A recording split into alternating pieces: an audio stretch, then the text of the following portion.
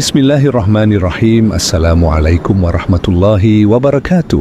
Berjumpa kembali di channel Isal Abrar Misteri dalam kisah nyata misteri.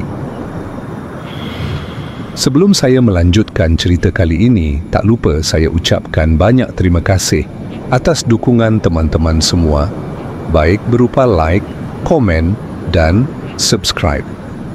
Semoga kebaikan teman-teman semua mendapatkan balasan dari Allah Subhanahu wa Ta'ala dengan keberkahan, kesehatan, dan murah rezeki.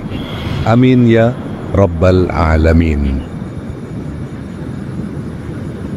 Di video kali ini, saya akan mengangkat kisah nyata misteri dengan judul mendapatkan anugerah uang gaib karena tekun membaca solawat. Seperti apa kisahnya dan bagaimana jalan ceritanya? Pokoknya jangan kemana-mana, tetap di channel Isal Abrar Misteri.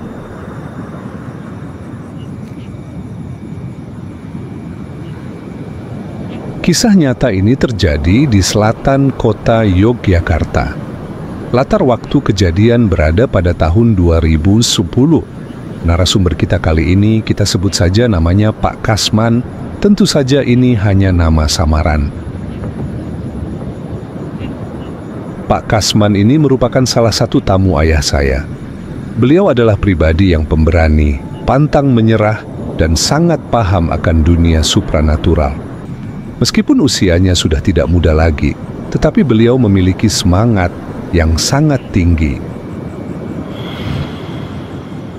Diawali dengan menarik napas panjang, beliau mulai mengisahkan kisah nyata ini. Pada era tahun 2010, Pak Kasman mengalami masa yang sangat sulit. Bisa dikatakan beliau benar-benar dalam kondisi terpuruk. Pada saat itu, beliau tinggal bersama anak dan istrinya di rumah kontrakan yang sangat sempit. Keadaan semakin diperparah dengan kondisinya yang menganggur dan tidak memiliki penghasilan. Terlihat di sini, air mata Pak Kasman mengalir perlahan, menggambarkan kenangan pahit masa itu yang benar-benar hadir kembali di puncak ingatannya. Dengan suara yang bergetar, beliau melanjutkan ceritanya. Jadi, pada waktu itu, tepat di bulan Ramadan, saya bersama istri dan ketiga anak saya menjalankan ibadah puasa. Dalam hati, saya merasakan kesedihan yang begitu mendalam karena sama sekali tidak memiliki uang untuk membeli makanan untuk berbuka puasa. Namun, karena saya berusaha tetap menjadi pribadi yang saleh, saya yakin pasti ada rezeki dari Allah untuk berbuka puasa. Sore itu, waktu sudah menunjukkan pukul 4 sore. Perasaan gelisah Pak Kasman semakin besar karena waktu berbuka puasa semakin dekat, tetapi belum ada makanan apapun untuk berbuka. Saat rasa gelisah itu mencapai puncaknya, tiba-tiba beliau mendengar suara bisikan di telinganya. Suara itu begitu halus tetapi terdengar tegas. Tubuh Pak Kasman langsung merinding hebat. Suara itu memberikan arahan agar beliau berjalan-jalan di area persawahan. Tanpa ragu, beliau segera berjalan ke arah persawahan yang kebetulan tidak jauh dari rumah kontrakannya. Sambil terus berzikir dalam hati, Pak Kasman melangkah perlahan. Terbayang di sana hamparan area persawahan yang begitu hijau, dihiasi angin yang bertiup lembut. Setelah beberapa saat berjalan, pandangan Pak Kasman tertuju pada sepetak rumput di pematang sawah. Terlihat di sana selembar uang 20.000 tergeletak di atas rumput. Dalam hatinya, sebenarnya ia merasa ragu untuk langsung mengambilnya. Namun, rasa ragu itu segera diabaikannya, dan dengan cepat ia memungut uang tersebut.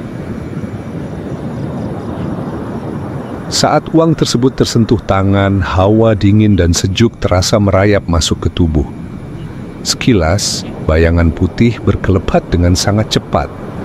Perasaan takut pun muncul dalam hati Pak Kasman. Namun, Karena ia memang sangat membutuhkan uang, perasaan aneh dan takut itu diabaikannya. Dengan langkah cepat, beliau bergegas ke warung dekat rumahnya untuk membeli makanan kecil dan air mineral untuk berbuka puasa. Setelah itu, beliau langsung berjalan menuju rumah. Ada perasaan syukur karena akhirnya ada makanan untuk berbuka. Tetapi di sisi lain, ia juga merasakan kesedihan yang begitu mendalam karena belum bisa membahagiakan keluarganya. Sesampainya di rumah, tepat saat azan maghrib berkumandang, beliau segera mengajak istri dan anak-anaknya untuk berbuka puasa. Sesaat setelah berbuka, Pak Kasman berdoa dengan sangat khusyuk, memohon pertolongan Allah agar diberikan jalan untuk mendapatkan pekerjaan, sehingga kebutuhan makan keluarganya dapat tercukupi. Saat itu, jam menunjukkan pukul 8 malam. Terdengar ketukan di pintu rumah kontrakan. Dengan bergegas, Pak Kasman membukakan pintu.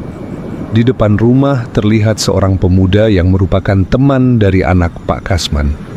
Alhamdulillah, di momen ini terasa doa Pak Kasman langsung terkabul. Anak Pak Kasman diajak untuk bekerja sebagai tukang parkir.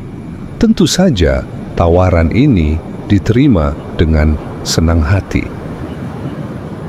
Ada perasaan sedikit lega di hati beliau. Setidaknya dari hasil kerja parkir anaknya, mereka bisa membeli makanan sederhana untuk sahur dan berbuka puasa. Detak jam terus berjalan. Pagi itu, cuaca terlihat sangat cerah. Tiba-tiba, ada tamu lagi yang datang menawarkan pekerjaan kepada istri Pak Kasman sebagai penjahit baju. Kebetulan, istri Pak Kasman memang sangat pandai dalam menjahit. Tentu saja, tawaran ini diterima dengan sangat senang hati. Perasaan lega begitu tergambar dari ekspresi wajah Pak Kasman. Dengan adanya pekerjaan ini, masalah keuangan mereka bisa sedikit teratasi. Malam itu, udara terasa sangat dingin, diiringi angin yang berhembus lembut. Di atas sajadah lusuhnya, Pak Kasman berdoa kepada Allah Subhanahu wa Ta'ala, memohon agar diberikan rezeki berupa uang dalam jumlah besar, supaya bisa pindah ke kontrakan yang lebih layak dan memulai usaha dagang kecil-kecilan. Tak terasa, air matanya menetes saat doa-doa terucap. Di tengah kekhusyukan doanya, tiba-tiba terdengar lagi suara bisikan di telinganya. Suara itu begitu lembut, tetapi terdengar tegas. Bisikan tersebut mengarahkan Pak Kasman agar keesokan paginya berjalan-jalan di area pertokoan di pinggiran kota Yogyakarta. Mendengar bisikan itu, tubuh Pak Kasman langsung merinding hebat. Ada perasaan takut yang muncul di relung hatinya yang terdalam. Namun, ia meyakini bahwa suara bisikan tersebut berasal dari sosok gaib yang baik. Dengan penuh tekad, Pak Kasman pun memutuskan bahwa esok pagi ia akan berjalan-jalan di area pertokoan di pinggiran Yogyakarta. Detak jam terus berjalan. Pagi itu, cuaca terasa sangat panas. Terlihat Pak Kasman mulai melangkah perlahan, namun pasti menuju area pertokoan. Sebenarnya beliau merasa sedikit bingung dan bimbang, tidak tahu apa yang harus dilakukan di sana. Tenggorokannya terasa kering dan perutnya sangat lapar karena tadi malam ia hanya sahur dengan air putih. Sesampainya di pertokoan, beliau duduk di emperan toko. Suasana pagi itu begitu ramai dan sibuk dengan orang-orang yang berlalu lalang menjalankan aktivitas mereka. Waktu berjalan begitu cepat, tak terasa sudah 2 jam Pak Kasman duduk di emperan toko. Tiba-tiba, seorang satpam menghampiri dengan nada yang sopan dan ramah. Satpam tersebut bertanya, "Kenapa Bapak duduk di sini sejak tadi dan terlihat bingung?" Dengan suara agak pelan, Pak Kasman menceritakan tentang kesulitan hidup yang sedang dialaminya. Mendengar hal ini, satpam tersebut terdiam sejenak. Dari pancaran matanya, terlihat sosok pribadi yang baik dan suka menolong. Dengan diawali menarik napas panjang, satpam tersebut mulai bercerita bahwa ia memiliki kenalan seorang praktisi supranatural di daerah Jawa Timur. Kita sebut saja praktisi ini dengan nama Ki Guntur. Tentu saja ini hanya nama samaran. Satpam itu menegaskan bahwa Ki Guntur, insya Allah, bisa membantu menyelesaikan permasalahan Pak Kasman. Bahkan, ia juga meyakinkan bahwa Ki Guntur memiliki kemampuan untuk menarik uang gaib yang halal. Mendengar hal ini, hati Pak Kasman langsung bergetar hebat. Tiba-tiba, terdengar lagi suara bisikan halus di telinganya yang menyuruhnya untuk segera menemui Ki Guntur. Dengan penuh tekad, Pak Kasman meminta satpam tersebut untuk menuliskan alamat dan nomor telepon Ki Guntur.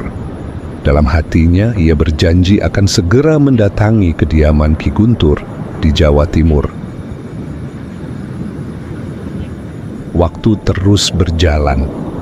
Setelah dengan susah payah mengumpulkan uang, akhirnya Pak Kasman berhasil berangkat ke kediaman Ki Guntur di daerah Jawa Timur. Perjalanan terasa begitu lama dan melelahkan karena Pak Kasman hanya mampu naik bus kelas ekonomi. Sesampainya di terminal, beliau langsung turun dan duduk di halte bus. Saat itu, waktu sudah menunjukkan pukul 7 malam. Suasana terminal mulai sepi dan terasa sunyi. Setelah beristirahat beberapa saat, Pak Kasman melangkah menuju sebuah warung di pojok terminal. Terlihat di sana seorang ibu tua sedang duduk santai di depan warung.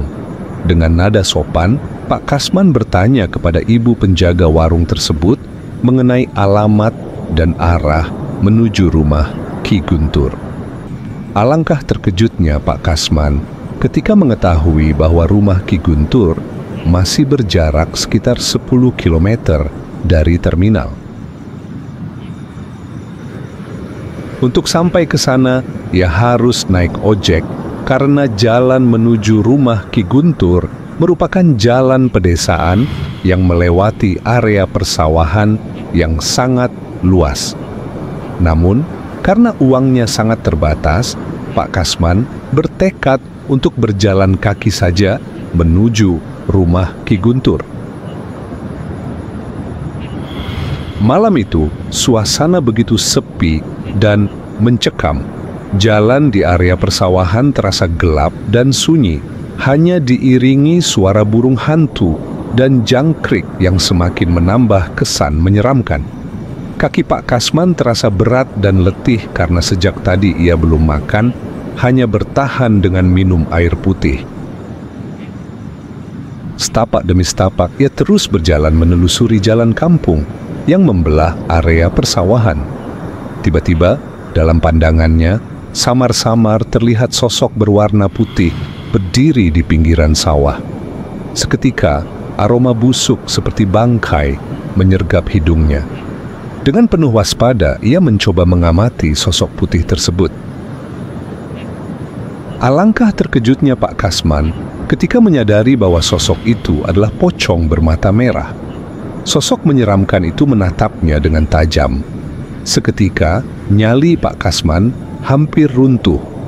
Namun, karena tekadnya sudah sangat bulat, ia tetap memaksakan langkah untuk terus berjalan menuju rumah Ki Guntur. Detak jam terus berjalan. Dengan langkah kaki yang terasa sangat melelahkan, akhirnya Pak Kasman tiba di rumah Ki Guntur. Terlihat rumah Ki Guntur begitu megah dengan model joglo yang berdiri kokoh di bagian depan. Dengan perasaan takut dan ragu-ragu, Pak Kasman mengetuk pintu. Saat pintu dibuka, tampak seorang laki-laki paruh baya mengenakan kemeja hitam. Sorot matanya begitu tajam, menggambarkan bahwa ia memiliki aura kebatinan yang sangat kuat. Orang itu adalah Ki Guntur. Setelah berbincang sejenak, akhirnya Pak Kasman dipersilakan masuk ke ruang tamu. Setelah berbasa-basi sebentar, akhirnya Pak Kasman menyampaikan segala keluh kesahnya. Dengan seksama, Ki Guntur mendengarkan setiap ceritanya. Setelah semua keluh kesah tersampaikan, Ki Guntur tampak terdiam sesaat. Lalu, setelah menarik napas panjang, ia memberikan saran kepada Pak Kasman. Ki Guntur menyarankan agar Pak Kasman rutin melaksanakan salat hajat setiap pagi setelah salat subuh, lalu membaca sholawat sebanyak 5.000 kali. Setelah itu, ia harus keluar rumah dan berjalan mengikuti kata hatinya. Insya Allah, dengan cara ini, masalah Pak Kasman akan menemukan jalan keluar, ujar Ki Guntur. Mendengar saran tersebut, hati Pak Kasman terasa bergetar. Dengan niat dan tekad yang kuat, ia bertekad untuk melaksanakannya. Waktu terus berjalan. Singkat cerita, Pak Kasman sudah sampai di rumah kontrakannya, dan saat itu sudah memasuki waktu salat subuh. Pak Kasman segera menunaikan salat subuh, lalu melanjutkan dengan salat hajat. Terlihat Pak Kasman sangat khusyuk dalam menjalankannya. Setelah selesai, beliau langsung membaca sholawat sebanyak 5.000 kali, sesuai dengan arahan dari Ki Guntur. Dibutuhkan waktu sekitar 3 jam untuk menyelesaikan amalan sholawat tersebut. Setelah selesai, Pak Kasman langsung bergegas keluar rumah untuk berjalan-jalan mengikuti kata hatinya. Saat itu, jam menunjukkan pukul 10 pagi. Dengan langkah penuh keyakinan, Pak Kasman mulai berjalan menelusuri jalanan di pinggiran kota Yogyakarta. Pagi itu, suasana tampak sibuk. Langkah demi langkah ia jalani sambil berzikir dalam hati, memohon pertolongan kepada Allah Subhanahu wa Ta'ala agar diberikan rezeki berupa uang dalam jumlah besar. Setelah berjalan kurang lebih 1 jam, Pak Kasman tiba di sebuah pasar tradisional. Suasana pasar masih ramai. Tiba-tiba terdengar lagi suara bisikan di telinganya. Suara itu menyuruhnya untuk melihat ke arah trotoar jalan. Alangkah terkejutnya Pak Kasman ketika melihat di atas trotoar terdapat uang pecahan 50.000 yang berserakan. Jumlahnya ada 4 lembar. Ia terdiam sesaat mengamati situasi sekitar. Terlihat banyak orang berlalu lalang di atas trotoar, bahkan beberapa di antaranya menginjak uang tersebut. Namun, anehnya tidak ada satupun yang menyadari keberadaan uang itu. Dengan langkah mantap, Pak Kasman mendekati uang tersebut dan segera mengambilnya, lalu memasukkannya ke dalam saku celananya. Saat uang itu menyentuh tangannya, tiba-tiba tercium aroma minyak wangi wisik yang sangat menyengat. Seketika, tubuh Pak Kasman langsung merinding hebat. Dengan perasaan yang bercampur antara bahagia dan takut, Pak Kasman bergegas berjalan menuju rumah.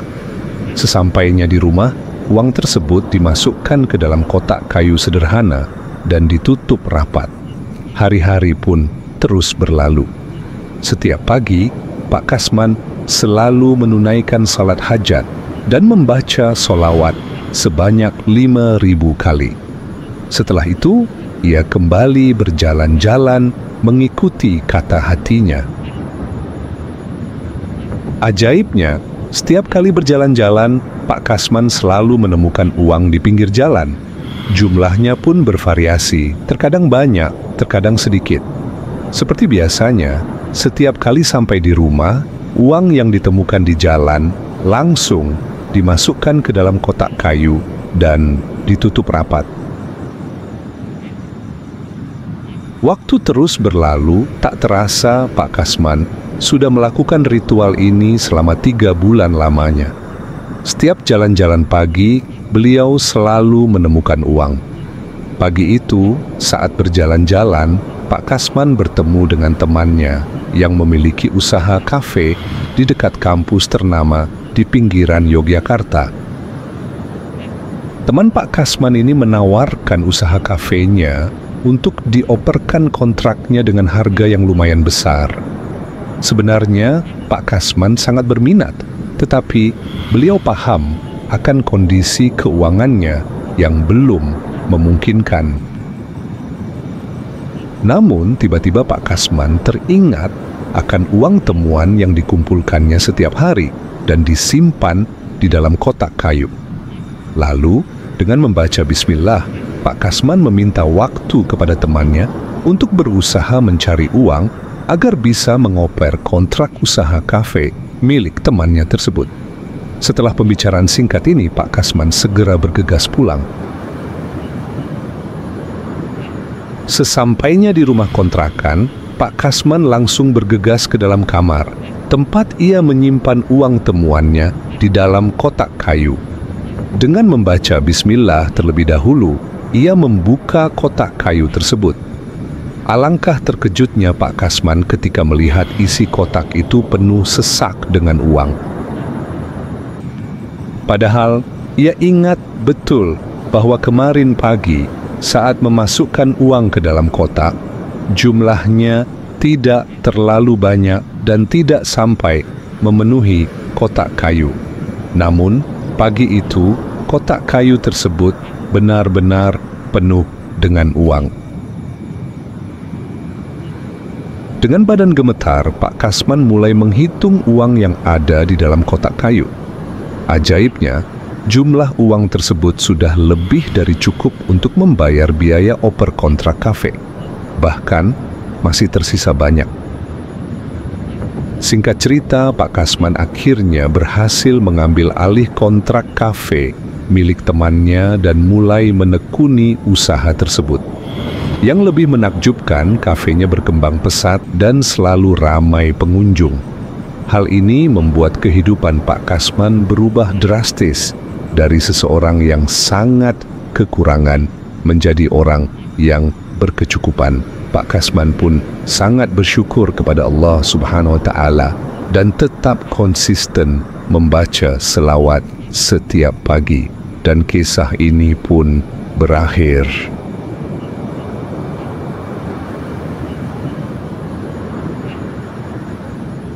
Demikianlah kisah nyata misteri saya kali ini. Semoga kita bisa mengambil hikmah dari kisah nyata misteri ini. Terima kasih kami ucapkan kepada teman-teman semua yang telah menonton video saya kali ini. Jangan lupa untuk like, komen, dan subscribe agar channel ini bisa berkembang dan menjadi lebih baik ke depannya.